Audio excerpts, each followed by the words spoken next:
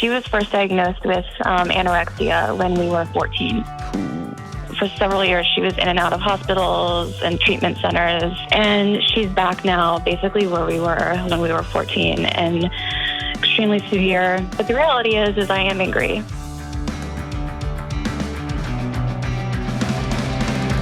What up, what up, what up? This is John with the Dr. John Delony Show, the greatest parenting and marriage and mental health podcast ever created. So glad that you joined us on this beautiful day, this beautiful morning out here. I'm in Nashville, and wherever you happen to be listening to this podcast, I'm glad that you are joining us or watching us on the internet, on the YouTubes.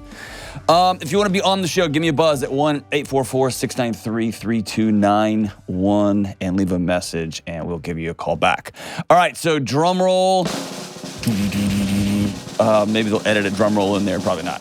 So for the last few months, I've been getting direct messages and emails, and even a couple of people have sent cards and letters asking, what happened to James?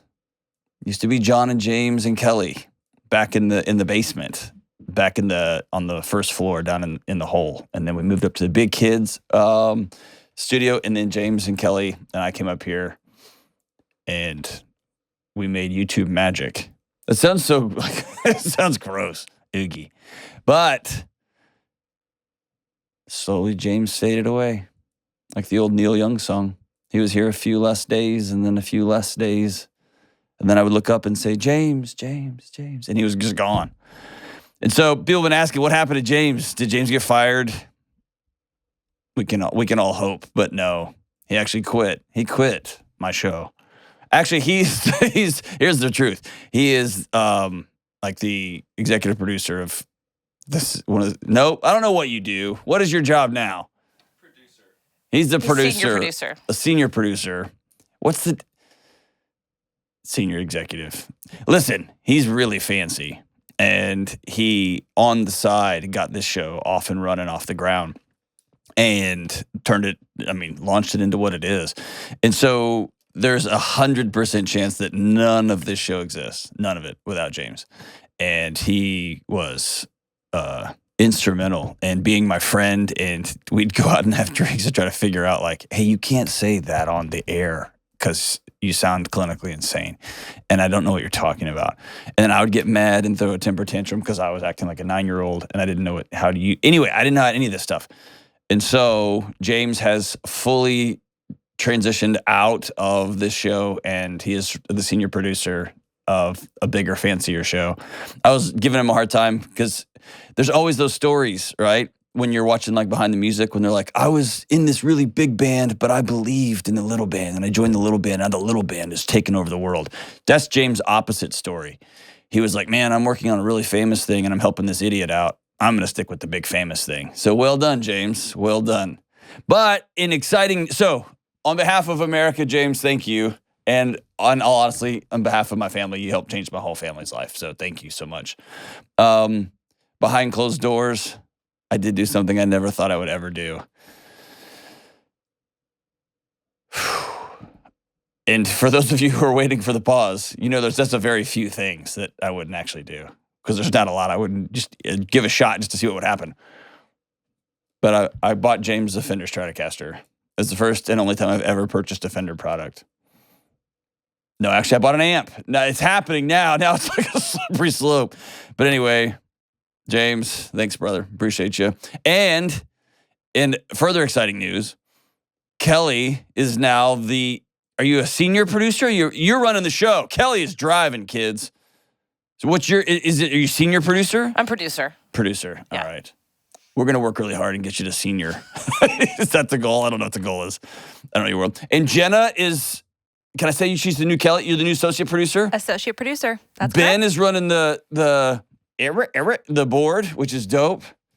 We got we got Andrew over there on the computers, on the screens. But sometimes it's Nate Dogg. I don't ever know what's going on over there. But listen to this good news, though. Since Kelly has taken over as producer of the show,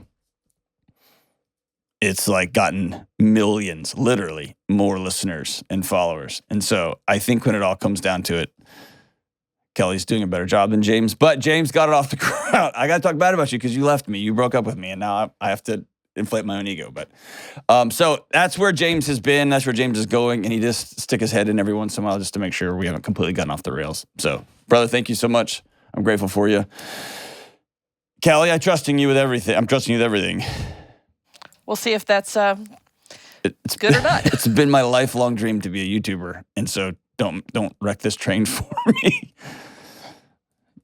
No offense, but I don't know if the train wrecks, if it'll be all my fault. I don't think this train has even left the station.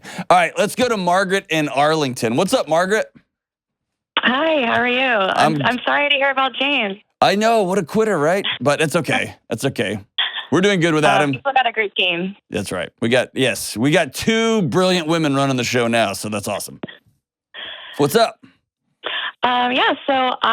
First, thank you for taking my call. I was hoping that you could give me some advice on how to basically let go of the anger and resentment that I feel towards my sister so that I can better help her and support her through her eating disorder and recovery. Oh, man, that's tough. How old is she? Mm-hmm. How old are y'all? Well, we're twins, and we're 33. Good. Well, lead with that, Margaret. Lead with that. All right, so 33 twins. Mm-hmm. This is extra personal. So we're pretty close. Tell me about your sister. So we're 33. She was first diagnosed with anorexia when we were 14. Ooh. Have you ever wrestled with disordered eating? No, not me personally. Have you ever wrestled with any sort of anxiety? Yeah. I had some bad postpartum anxiety and depression a couple of years ago when I had my daughter. Okay. What about when you were young? I'm sorry? What about when you were young? When I was young, no. So but it does run in my family. There's depression in my family. My dad is bipolar. Okay. So there is some family history with mental illness there. But 14, 15, 16, like your childhood, your teenage years, you walked alongside your sister while she was really struggling, but you didn't have similar struggles just somewhere else? Correct. Okay. Wow. Okay. All right. Go ahead. So she's 14. We were 14 when she was first diagnosed. It was very severe. For several years, she was in and out of hospitals and treatment centers.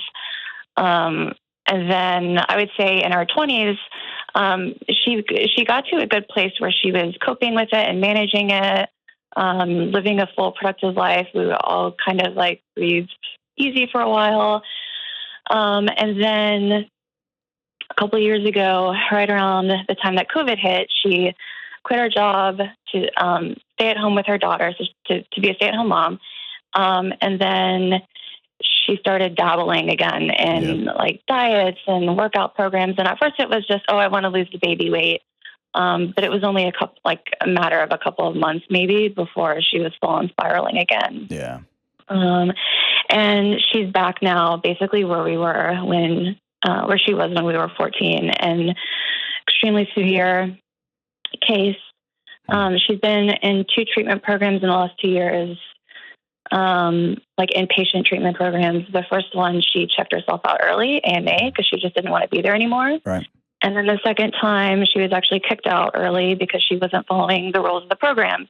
Okay. And I guess, on top of the stress and the worry and the concern that I have for her,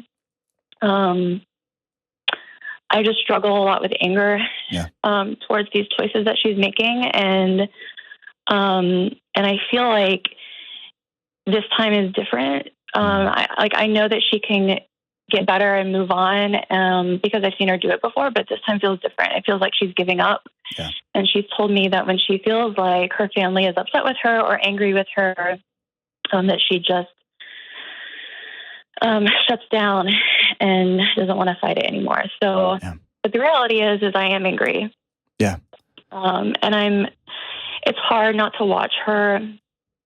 I hear you say a lot that behavior is a language. Yeah. Behavior is a language. And her behavior says that she just doesn't want to be here anymore, that she doesn't want to live, and that she's slowly killing herself and making us all watch it. And it's maddening. Yeah. Yeah.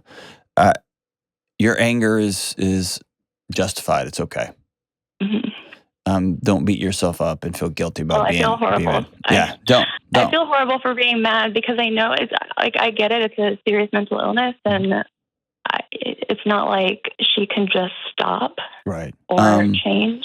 Yeah, and normally you've heard me say I'm much more context specific when it comes to like my ADHD won't let me, like, nope, that's not an excuse. You got to figure it out, right? But when it comes to this, this, but I hear generally that it's the most, or if the top one or two most lethal mental health issues in the world. And most people don't know that anorexia kills more people than depression, right? It's a scary thing. And it's especially scary watching somebody you love who also is the mother of your niece. Or does she have one kid, two kids? She has two. She has two now. Jeez. Slowly suffocate themselves. Yeah. Man, I'm so sorry. So don't feel guilty about being upset. That's okay. You'd be a weirdo if you weren't mad. Okay? There's a difference between anger and rage, right? And there's here's the way I would explain it. If my son, I may have explained this on the show before. If my son gets up in the middle of the night and he's sick, and he comes into my room and says, "Daddy, I don't feel good," and I'm like, "Well, what do you want? Well, how can I help?" And then he barfs all over my bed. I can be mad that I'm covered in barf. I can't be mad at my little boy for coming to the one place he knows he feels safe when he doesn't feel good, right? I can be frustrated. And I can tell him, "Don't ever barf on my bed again. Do that somewhere else." But you see what I'm saying? So you're like being mad at this situation that your sister, who, let's be honest, are y'all identical twins? No, we're not identical. Okay, fraternal twins then? Yeah. Okay. You're watching a part of yourself out there walking around, right? Yeah. That's got to be tough. Make peace with the tough, okay? Here's the back end. Like, what do you do now? What do you want to do now? What is your family talking about doing? What are y'all thinking about doing? Well, we don't really know. She is resisting going back into an inpatient program. She doesn't want to do it again. So she's kind of fighting that. But everybody, her entire team, her doctors, her therapists, everyone is telling her, if you don't get this help, if you don't change these behaviors, you will die. Right. And has she ever been involuntarily committed? No, not yet anyway. Okay. But we're looking at that as a very real possibility. Okay. That's a huge deal. So people listening, like, why can't you just make her go? It's a huge deal to take away somebody's civil rights. That somebody else comes in and says you're crazy. That's been abused throughout history. And so that's usually a last resort when somebody's barely hanging on. Another option is somebody's got to step in and keep those kids safe. How are those kids? I don't know. I mean, it's my biggest concern. I think, they're doing well. They have a great, their dad is amazing. Yeah. And he's doing everything he can. Okay. The thing that makes it also difficult is they live on the other side of the country from me. So it's not like I can just pop over and check in on them or take them or whatever. My parents have gone out there and helped out and taken them at certain times just to help. And we do what we can, but I also am extremely worried about how this is going to affect them. It'll affect them profoundly. Yeah. No, it'll be a huge deal. And yeah, that's going to be a long-term ripple through the family. Yeah. Ultimately, and they're never going to understand. No. Yeah, never.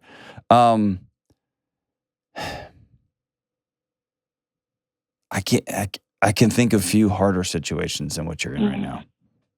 And I wish I could tell you, here, just do these 3 things, and I can't.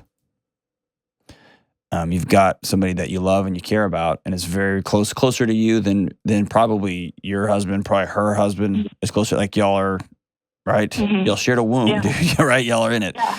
Um, watching her be so sick that she's tired and she's slowly checking out. Yeah. And I can think a few things harder than that. What I would tell you is, in addition to the anorexia, my guess is you've reached your limit on the lying and the secrets and just talking to you like you're stupid. You know what I mean? If you spent time around people with disordered eating, they'll tell you things that are so blatantly not true that it feels like they're insulting you, that you're stupid, right? And it just gets exhausting to be around. Like, no. Yesterday, I had like 5 pieces of pizza, and 100% you didn't, right? And just the stories get more outlandish. And sometimes it's less watching the person be sick, and it's more just quit lying or weird secrets or making, right? Just all of it turns into this. It's hard to be around. Yeah.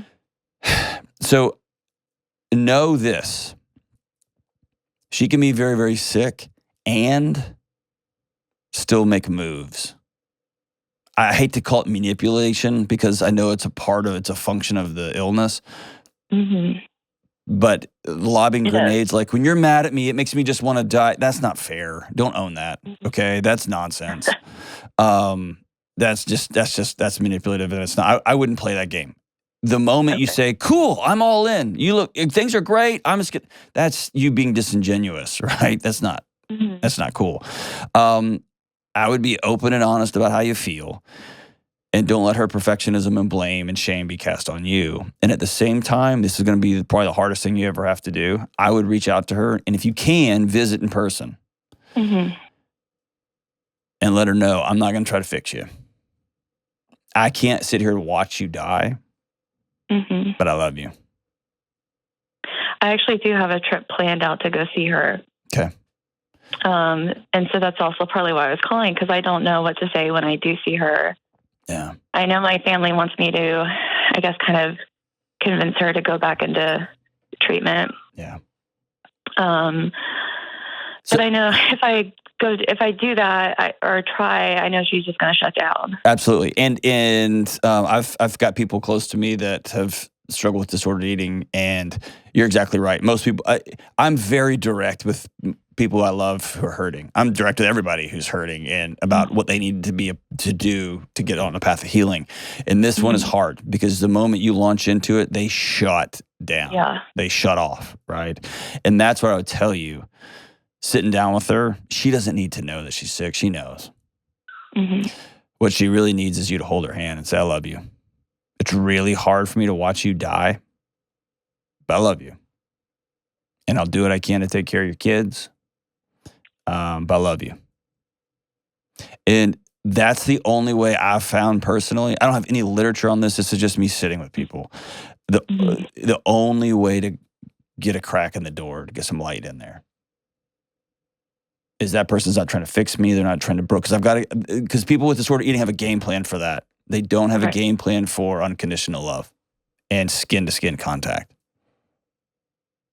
Right? And you have to make space. An analogy just came to my head, and what I'm going to tell you is going to be very hard to hear. Is that okay? Yeah, sure. Okay. Yeah, what I'm going to tell you is real hard to hear, okay? My dad was a hostage negotiator for the SWAT team in Houston. And what that meant was when somebody was going to jump off of a building and they had gone out on the ledge and they were hanging on barely, they would call my dad. They'd call the team in, but my dad would be one of the guys that would go up and sit with that person and talk to him until they came down, all right? And he told me that he would often go up there and within just a minute or two, he knew if that person was going to jump or not. And almost always they didn't want to jump. But he said his concern would almost invariably move towards he thought they were going to fall.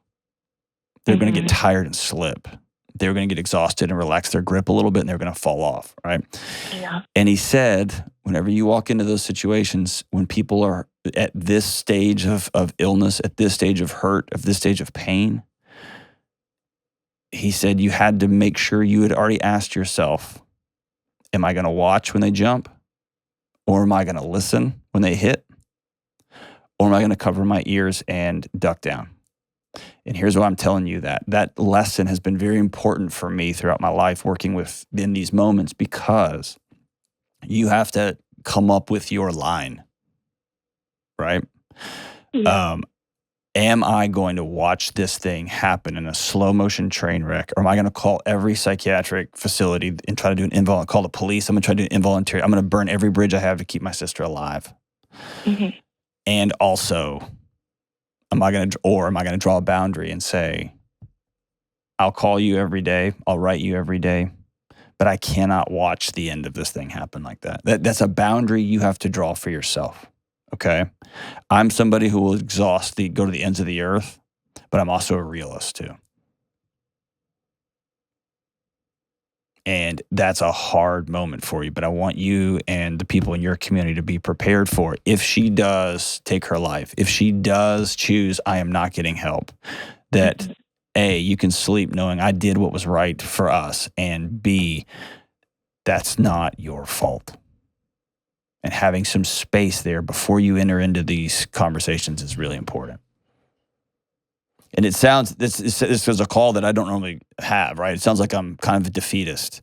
I just have been with too many people in your sister's situation, and it can be very bleak. Yeah.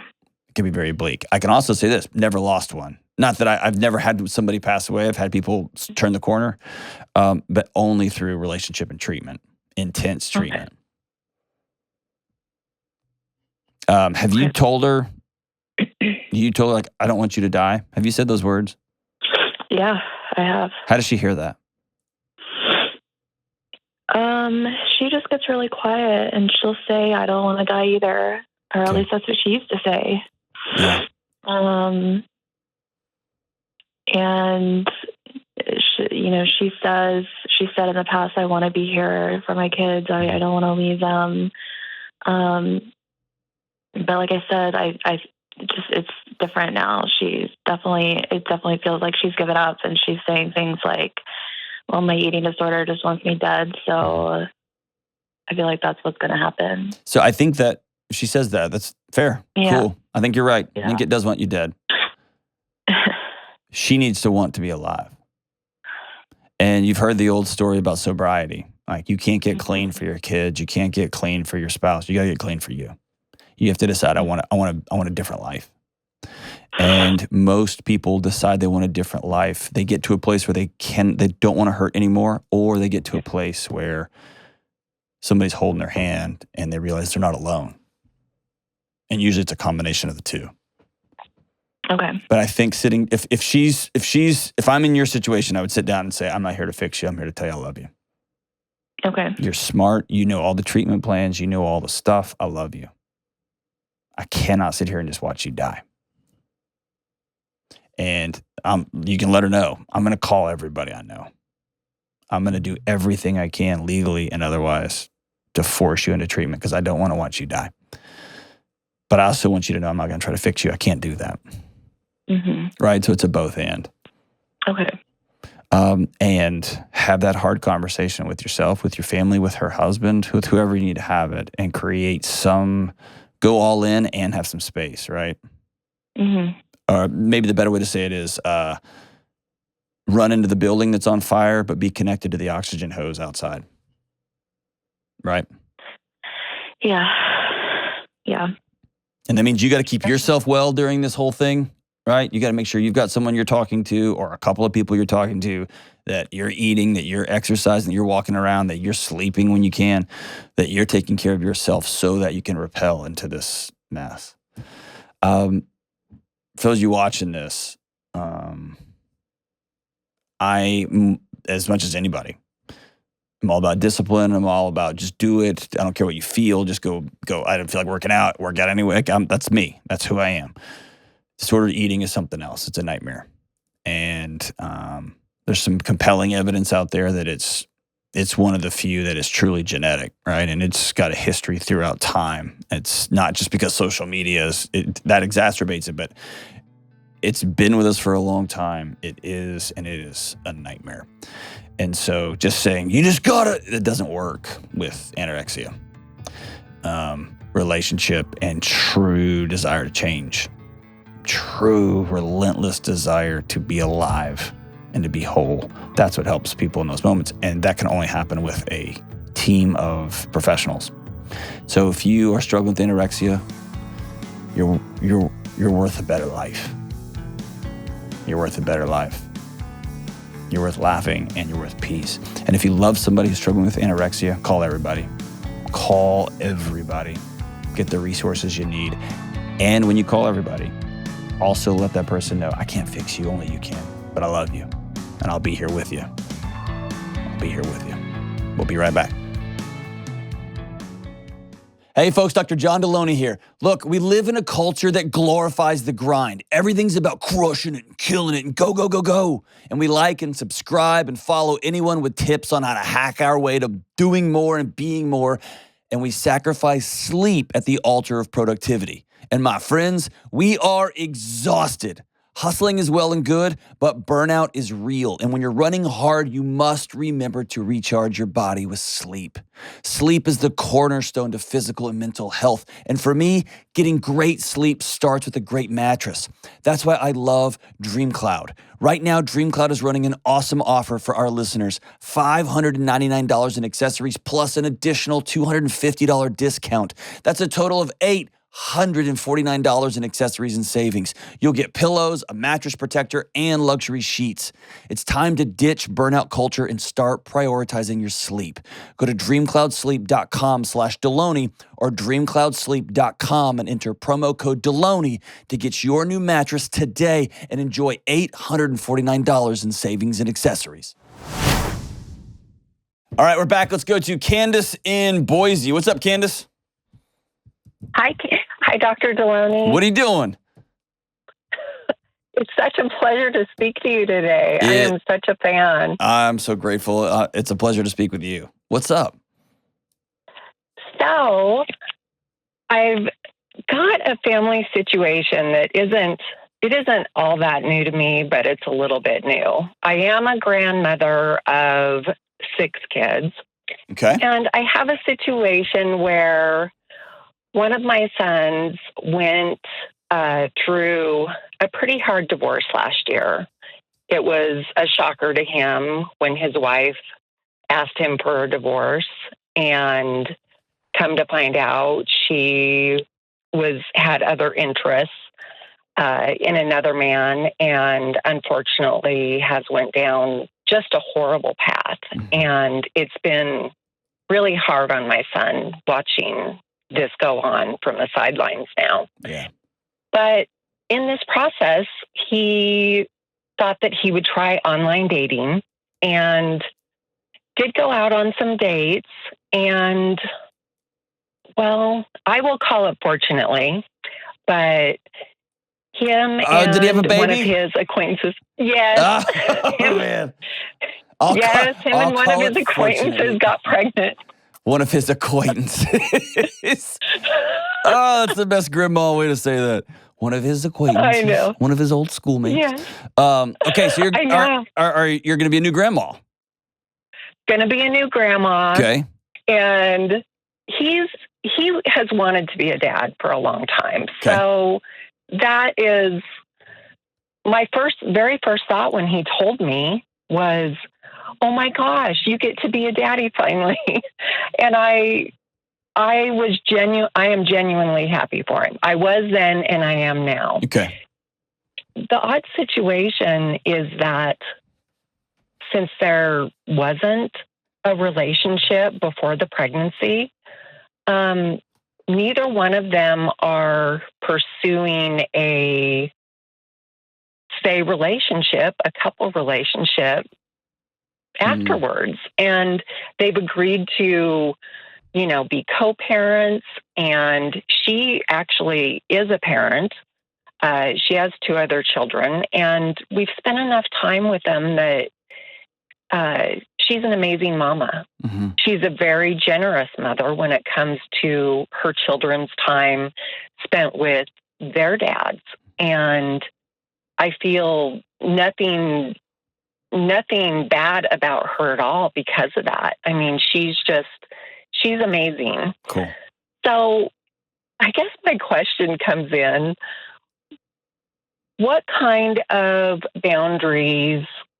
Okay, first of all, I'm having a hard time expressing to my son what my thoughts are about his role to take with her. I mean, I'm encouraging. I've spent time with them, with her kids.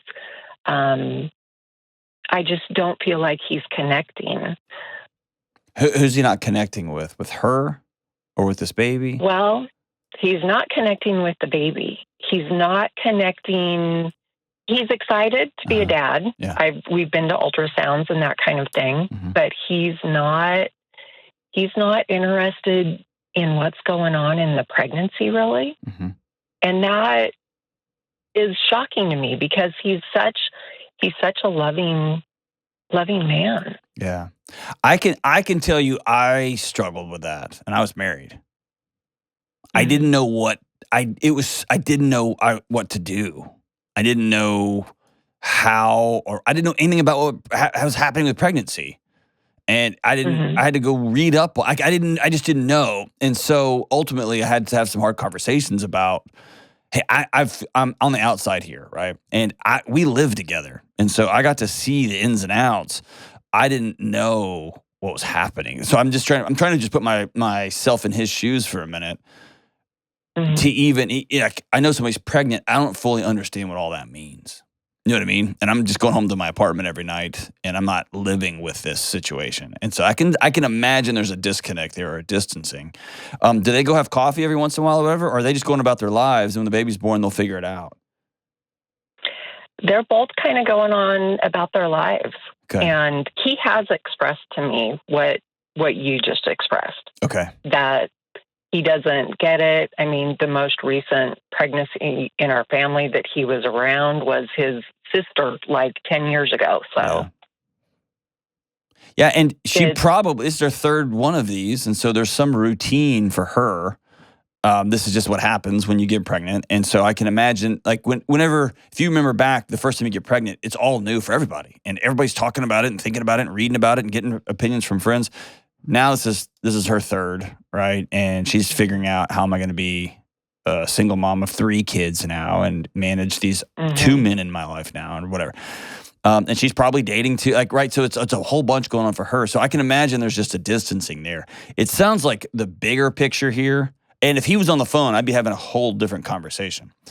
The bigger picture is you had a picture of what it would be like when he had his first baby, and this is not it. And you are trying to navigate this wild world where 2 adults decided to hook up one night. They had a baby, and they're like, great, we'll be great parents. See you later. And you know enough to know it's not going to work like that over time, but also they're both good people. Let me say it this way. We have a picture in our head of when couples do that clearly they're idiots, or they have mental health issues, or they're evil. And you're dealing with 2 adults who are kind and rational and lovely people independently, and they are willing to work together in the middle of a situation they didn't plan but is here. It doesn't fit the narrative, right? And so we start spinning our wheels, and then when we start spinning our wheels, we start trying to make other people do things so that we can feel less spinny. Does that make sense? Yeah. Oh, exactly. Exactly. And I can relate to that. Although, our other children have been married and divorced before, and I'm really close to those parents, and I think this one might just be a little bit different just because I wanted it for him for so long. I think you're right. I think you wanted it for him for a good reason. It sounds like he's a good guy. It sounds like he's going to be a good dad. You wanted it for so long, but you wanted it in a context where everybody's going to be safe. And this is going to be a lot of tightrope walking without a net, right? Because there's not a safety of a relationship that when things get messy, which they will, we can fall back on that together. We're just going to have to fall back on our good adult decision-making skills, which I don't know about you, but mine aren't always very great. Right, which is why the relationship is so important. Like my wife is such an important part of this process. I would focus on, if I'm you. What can I help you with? Like, how can I help? Here I am starting answering questions you're not even asking. Well, I think you're right on track, and boundaries have been an issue for me before, and especially with this son. I'm really struggling to not jump in there and say, how can I help you, for example, get the bedroom set up? How can I help you get ready for this baby? I'm really leery about even attempting that. And no, so listen, I'm just thinking back. What I just remember thinking, this baby's going to weigh like 9 pounds. They're going to be 24 inches long. We don't need a room for it. And like say, I might as well have been like, hey, you just want to move to Mars? It was like, my wife was like, oh gosh, I'm married to a serial killer. I was like, dude, we can just like put it right here. And like next, what are we doing? Right. But here's the thing. I didn't know. And if let's say my son is married, not married, he finds out he's going to be a dad. I would, and this is just the way I handle problems, is I would, I don't say problems, I handle challenges. I would say, cool, from here until the first year, through that baby's first year, you have to have breakfast with me once a week. I'll figure that out. And so I would challenge you to do that same thing with him. Okay. We're going to have breakfast. I want to hear what you're thinking, how this is all going. I want to, if you ever have questions for me, great. And if we just sit there, and I'm going to send you some questions for humans cards. I just want to get to know you better. I don't know you very well. I think I know you, but I want you to ask me questions about my life. But no kid's going to be like, hey Ma, so when the baby was crowning, right? No son is going to ask his mom that. But in some of those questions for humans, there's like, what was the scariest moment? And you might be able to say, when that baby was leaving my body, right? And he'll go, oh, gross. Yeah. And you go, I know it's gross. But, right, so they'll give you an invitation into a conversation that would be awkward otherwise to get into. Yeah. But I think that's where you can say, okay, let's paint me a picture of what your home's going to look like. Paint me a picture of what you think this will look like. Because those diapers, I had no idea that a kid went through 8 to 10 diapers a day. Right. I thought one, like, how many times you got to go to the bathroom, kid? Every second. I had no idea. And so when they were like, where are the diapers going to go? I'm thinking, I don't know, like put one by the Kleenex box. I didn't have any idea, right? I didn't realize you had to have like a back trucks up in the living room to store all the diapers. And that's just for like a week. And so I think just saying, hey, but here's the focus, not on all of his deficiencies and where he's not thinking, you got to be thinking about this, not that. I love you, and this is a scary time, even though it's exciting for you, it's a scary time. You're going to have at least one person always in your corner, and that's your mom. I'll be here in your corner. And you have to have some weird conversations. Normally you have them with your wife. You don't have that luxury, so you get to have them with your mom, right? And just kind of jump into that a little bit and be really open with him about saying, if you don't want to talk to me, that's okay. And give him permission to walk away. And if he does, that's his choice, his as an adult, and it's going to be really sad for you. And you're going to have to deal with your grief, but you can't you can't make your son deal with your grief. Right. Is that fair? Yes. It's very fair. And I mean, I think you hit all the nails on the head. I mean, with boundaries being an issue at various times in my life, I think that being able to just focus on what is most important to him will help me not focus on what exactly my perception was as to what his life was going to look like. Have you asked him, hey, what do you need right now? Oh, yeah. Yeah, especially since the divorce, because it's been really rough on him. Yeah. And sometimes he has said, I just need you to sit with me. Oh, it's so good. Yeah, that's so good. And when moms sit with their sons, it's just, I still like it when my mom will just sit with me. And I'm an old man. I still love it. And she can also quietly ask me, hey, are you going to keep driving that car? Because I think you're going to die in it, right? That's different than, you don't love your kids, you're not keeping them safe because you're driving this old junky truck. That's a totally different conversation. So I think in the moments when you're just being with them and you're just sitting with them and you can say, where's the bassinet going to go? Or just for me, because I'm a boundary-free mom, could I make a list of all the things that I think I remember that you're going to need? And we can start collecting them now, whether that's like a storage unit for all the diapers you're going to need, or a bassinet, or a car seat. I'll go to a parenting class with you. Or I'll teach you how to change a diaper on a doll. Right? I had somebody help me do that. That wasn't awkward at all. Not awkward at all. Helping Delony learn how to change a diaper. All those things, right? And at the end of the day, the picture's different. And so it's up to you to adjust your picture because this is his life. And also you love him and you know what's coming. He thinks that he's just going to have a baby inserted into his current life. And you know when that baby comes, everything is different. Everything is different. And you know that. And it's hard to catch your breath because you just see what's coming. He's about to get hit in the mouth and you know it. And he's telling you, Mom, I'm cool. I'm cool. And you know, you're not cool. So I'm just going to hug you. And I'm going to sit with you. And when I'm sad, I'm going to talk to my husband. I'm going to talk to my counselor. I'm going to talk to my friends. And my son's not going to carry my sadness. That's not his job. He's going to have enough trying to figure out how to be a co-parent.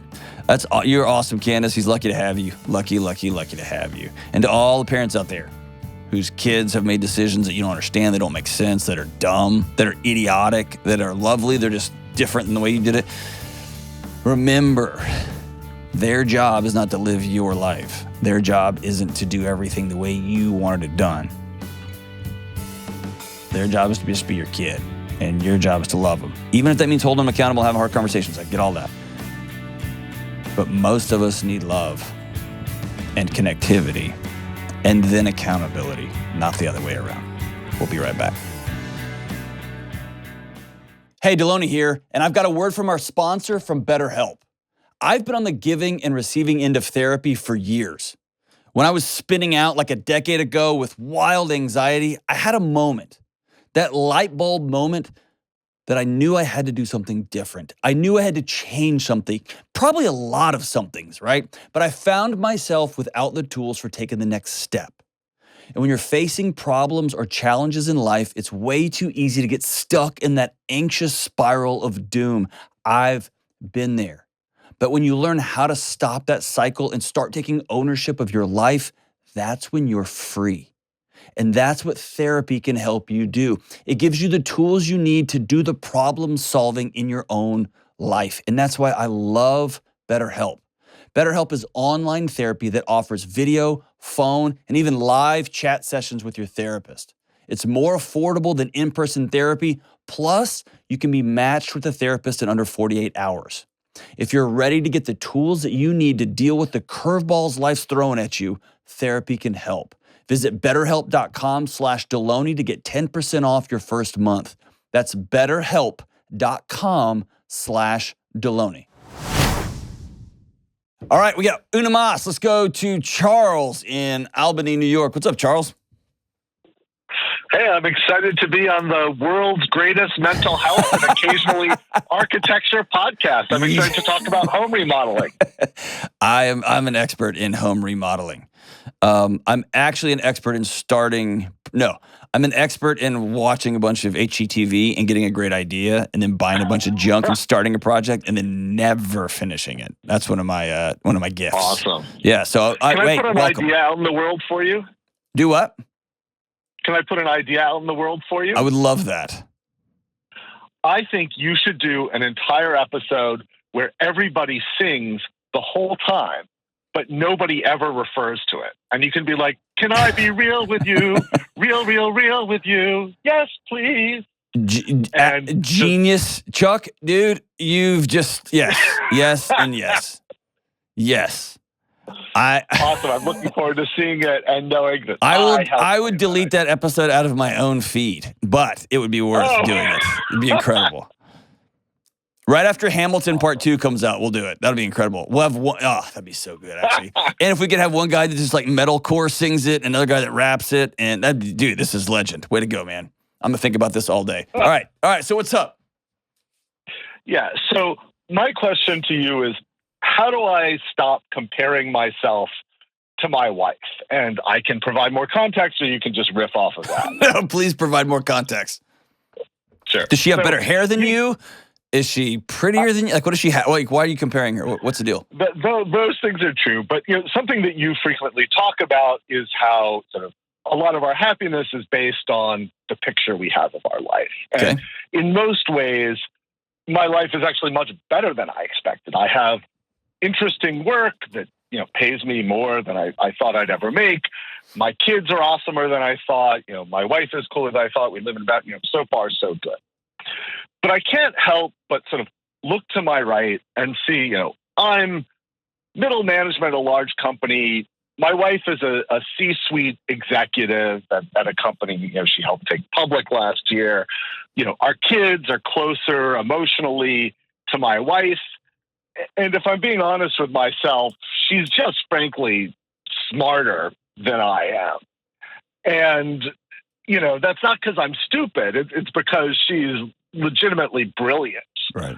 And, you can sort of, if you read about her in the newspaper or in, magazines, you can sort of come to the same conclusion. This person's brilliant. So it's sort of like, being married to Athena. I'm like, well, I'm doing well for a mortal, but I'd like to be able to step on a cloud and fly up to Mount Olympus too. Yeah. And it just, it's a little hard to let go of that. What is your jealousy getting you? It gives you something. What is it giving you? And this isn't a trick question. I'm literally asking you. It solves a problem for you in your life. What is it? Yeah, so there is a bit more to the story in the sense that I had two pictures, actually, of my life that were mutually incompatible. And I very explicitly had to choose one path to be with Leah. And maybe it sort of helps me deal with sort of the loss of the other path that, I enjoyed a lot. Were you going to be an actor or something like that in arts? And you had to go make a living? No, it was more, I was going to be a international humanitarian worker in war zones. Yep. And I got to do that, but I sort of really pushed the boundaries of safety to the point where, my wife was saying, look, when I say till death do us part, I need that to be a long time from now, not a short time from now. And so hold on. At that exact moment, your wife presented you with a choice. Yes. And you chose her. Right? I did. Okay. Any energy spent going back and trying to re-edit that decision is a choice to be miserable in the present. I had to do it too. I've done it several times. And I find myself when I'm tired, when I'm exhausted, or when I'm feeling less than, I fall back into it. Decisions I made 20 years ago before I got married. My wife and I broke up, what was going to be the last time, for about a year, a long time, because here was my rationale. If everything works out in my life the way I want it to, all my dreams come true and all of your dreams come true, we will end up on opposite sides of the planet. Yeah. And so why would we be together knowing we're walking in and neither of us are going to get what we think that would fulfill us? And what I found in that journey is something I didn't know existed. But that was my rationale. And actually, logically, that makes good logical sense. And it was the stupidest choice I've ever made. But I tell you all that to tell you, you are really good linguistically. You can I bet people love being around you at a party, and you can be fun, and you can talk your way in and out of things pretty well. Yeah. But you, underneath all of that, are choosing misery. Why? What is it getting you? Your kids aren't hanging out with your wife because she's brilliant. They're hanging out with her more because she's safer. You have a core of radioactivity about you. What is it? And don't talk eloquent, just be direct. What is it? Sure. So some of it may be, I'm an only child. Don't care. Don't care. You're a grown man. What is it getting you? Well, whereas I was going, I'm not always comfortable being surrounded by people. I'm actually somewhat introverted despite being exuberant in certain circumstances. There you go. Yeah. Okay. So I can't always handle like the constantness of just being a parent to 3 kids who I love. Like they're in some ways I love being a father more than I thought, but I like parenting maybe less than I thought, which here's the deal, brother. Here's the deal. You like the idea of liking things. You don't like them. And you're not honest to yourself about it. You like the idea of being a dad. You like the idea of being married to a really brilliant, powerful woman. You like the idea of working in a cool company. But you don't actually like the work. What do you actually like, dude? I mean, I think I love adventure. No. What do you actually like? You're always saying maybe and I think, but what do you actually like? I love adventure and being in crazy circumstances that I've never experienced before. Yes. And parenting is so boring. It is, yeah. It's so boring. So boring. And then you try to go on adventure and one of your kids is like, I'm tired. Can I get a snack? And you're just like, oh my God, I get it. Yes. And so here's what's happening. You have a thing inside of you. You love adventure. In a weird way, you and I are very similar. I don't have any interest in going and being on the front lines in third world countries and all that. Like, that's not my thing. But I did for multiple years. After my kids went to bed, I went and ran around with police officers in the middle of crazy death scenes because I needed that, right? Yeah. I went and found it. But right now you're doing it you're just not having this thing, and it is dragging everything else down. Yeah. You see what I'm saying? Yeah. And I don't think your relationship with your wife is worth that. I don't think your relationship with your kids is worth that. I don't think in the reverse is true. But you're on a fast track to resentment, brother. And then right after resentment comes entitlement, and then that's when you start doing stupid things, man. Is that fair? Right. Yeah. I mean, I hope I have the self-awareness to be able to say my emotional reaction is unfair. I mean, my wife isn't putting any of these expectations on me. It's entirely self-generated. But you're trying to solve all of this in your head, and you can't. You have to act. Right. Yes. No, my whole family tree, we're all in our heads for generations. Mine too. You got to act. You have to do different things. And so when someone says, hey, how do I stop being jealous of my partner? I tell them, go be more awesome. Yeah. Because the focus isn't on them. The focus is you are miserable as a middle manager at a regular sized corporation surrounded by 3 kids in a big city. You see what I'm saying? And when that happens, we make it everybody else. It's these stupid kids are just doing X, Y, Z. It's my spouse is all brilliant. I'm not good enough. That's not the issue. That's us trying to throw fishing lines of blame out there and catch something that will make us feel, it's because of my childhood. It's because I'm an only kid. No, I don't care about any of that stuff. It probably matters down the way. I just don't care about it. Right. What I care about is you making a couple of choices to be alive that don't involve cheating on your wife and that don't involve leaving your kids. Yeah. I mean, occasionally I've found opportunities that have a lot of interesting international travel that do make me feel alive, but it can create tension because I'm away a lot and I don't actually want to be a bad partner or parent. And it kind of can be an addiction. Absolutely it is. What are you running from? Yeah.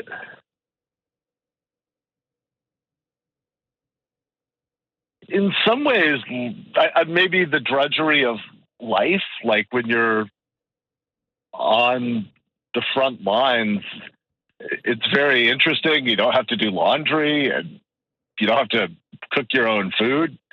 I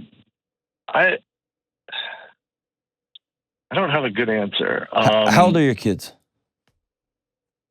9, 7, and 4. Okay. Let me two things. Number one, your kids are watching their dad and they're learning a picture of what dad is supposed to be. And if dad is kind of frumped out, and let me put it this way, they will feel, whether you ever say it or not, that they're the reason you're not happy, because happiness is only on the front lines of a thing. Your wife will always feel that she didn't fill in the blank. And they don't deserve that. Definitely not.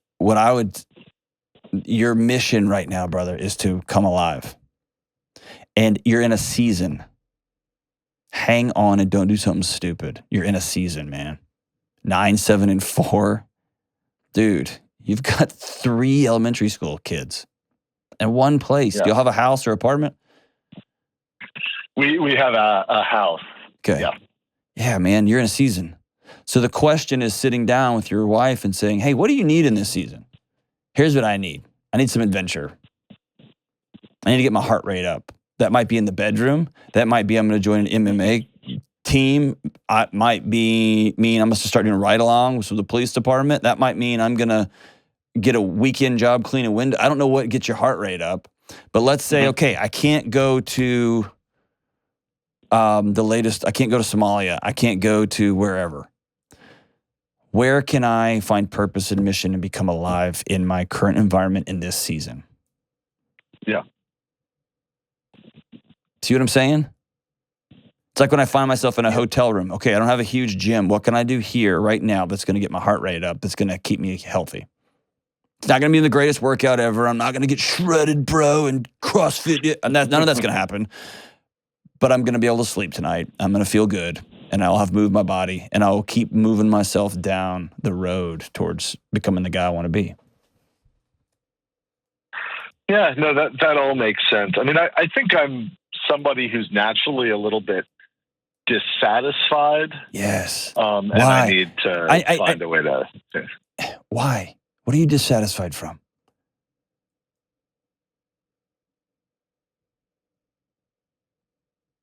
In some ways, everything. I mean, the state of the world, the state of myself. I'm not quite as awesome as I'd like to be. Hey, okay, so that was Jolly Charles. Yeah. I think you don't like you. I don't think you like the way you look. I don't think you don't like your job. I think there's several, you just don't like you. Why don't you like you?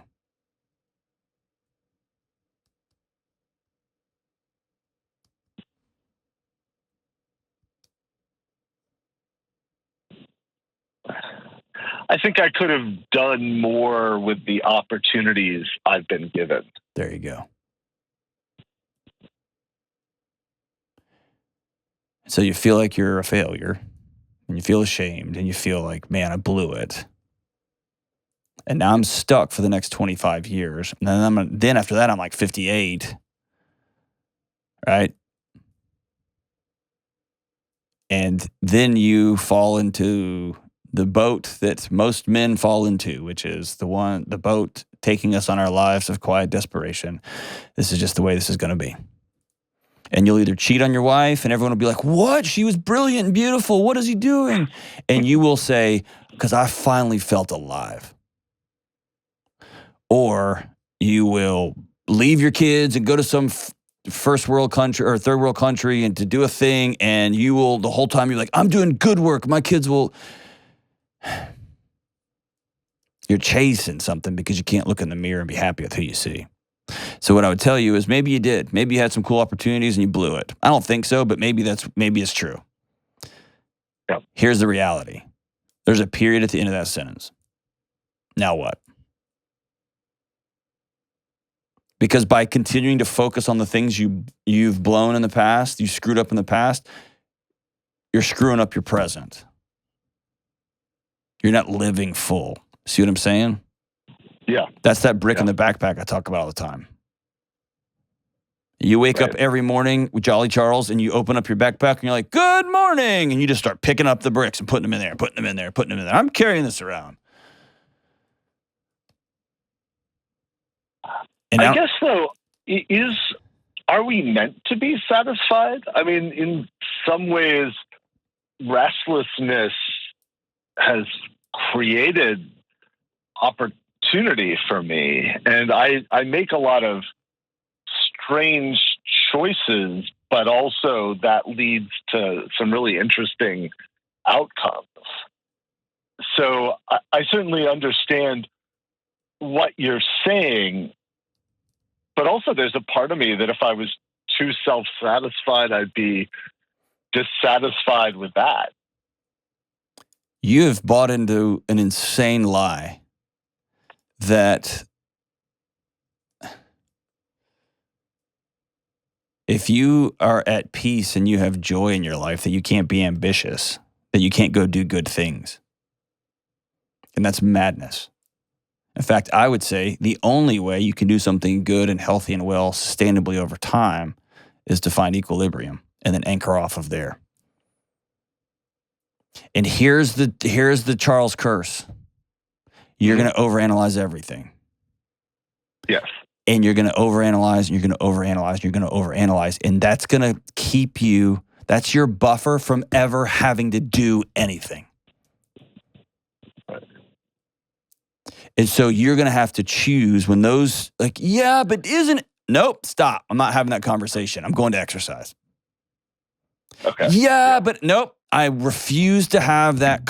Yes, a wandering spirit is good. I have one all over the place. And I desperately need people that keep me bound in. I love when I get nervous or I go into my head. I just sit there with my data and I read and I need somebody to say, go to the gym. Right? Right. You don't have a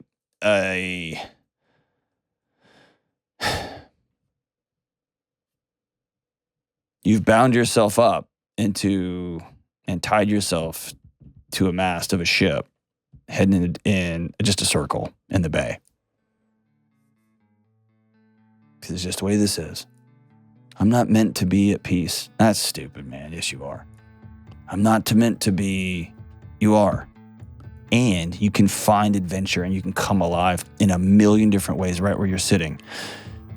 To feel like you have to have adventure overseas and to abandon your family and to leave your wife, that's not about adventure and that's not about fulfillment. That's about running. And you're worth peace. Stay on the line. I'm going to send you On Your Past, Change Your Future. I want you to read it all the way through, and I want you to call me back. Yours is kind of an extreme example because your wife's super successful, but your situation is very, very common. And I'm willing to walk alongside you if you'll give me a call back in a couple of months, and let's continue to walk down this road together. Hang on the line, and Jen will get you hooked up. We'll be right back. Hey, what's up? Now that my new book, Own Your Past, Change Your Future, is out in the wild, we've been hearing reviews and feedback from readers, and wow, I'm so grateful. And one of the things I've been most excited about hearing is that this book is not just for people who are healing from terrible traumatic experience or other big scary things from their past. This book is for everyone in every walk of life. The single 30-year-old looking to sharpen their mind, the 25-year-old hoping to make new friends, the parent who's tired of seeing their kids' eyes glued to a screen, but who doesn't know how to re-enter their life, people coming out of abusive relationships, everyone. And this book isn't me talking at you. This book is me walking with you because I've been there too. To better understand and improve your mental, relational, and emotional health, please check out Own Your Past, Change Your Future at johndelony.com today. That's johndelony.com today. All right, we are back. Hey, you always hear me talking about our sponsor, BetterHelp, right? If you listen to this show, BetterHelp Online Therapy. You always get the commercials about online therapy and BetterHelp, my relationship with them. Here's a big deal to me. Whenever I was a student affairs leader at a university, I'd always send out surveys. I wanted the students to have an opportunity to let me know how I was doing, how my team was doing. I'd send notes out to my staff. I wanted to know, how am I doing? How are we doing? So I reached out on social media and asked you guys to send in some video testimonies of how has your BetterHelp online therapy experience been? I wanted to hear from you. I'm pushing this thing. I've got a great relationship with them. The anecdotal feedback I get is extraordinary, right? It's just so good. So I asked for some video testimonials, some audio testimonials, like, let me know how this is going. I want to hear from you. I want to see you. How's this actually going? And it's important to note, so I got submissions from all over the country. Jenna reached out to them and distilled them down, got some good testimonials here. These are absolutely 100% not provided by BetterHelp, period. I'm not paying these people. They're not paying me, right? These are not any sort of, we're not trying to play a gotcha. I wanted you folks who are struggling with, I can't find a counselor in my area. I can't reach out to somebody. I don't have time for it. I can't afford it.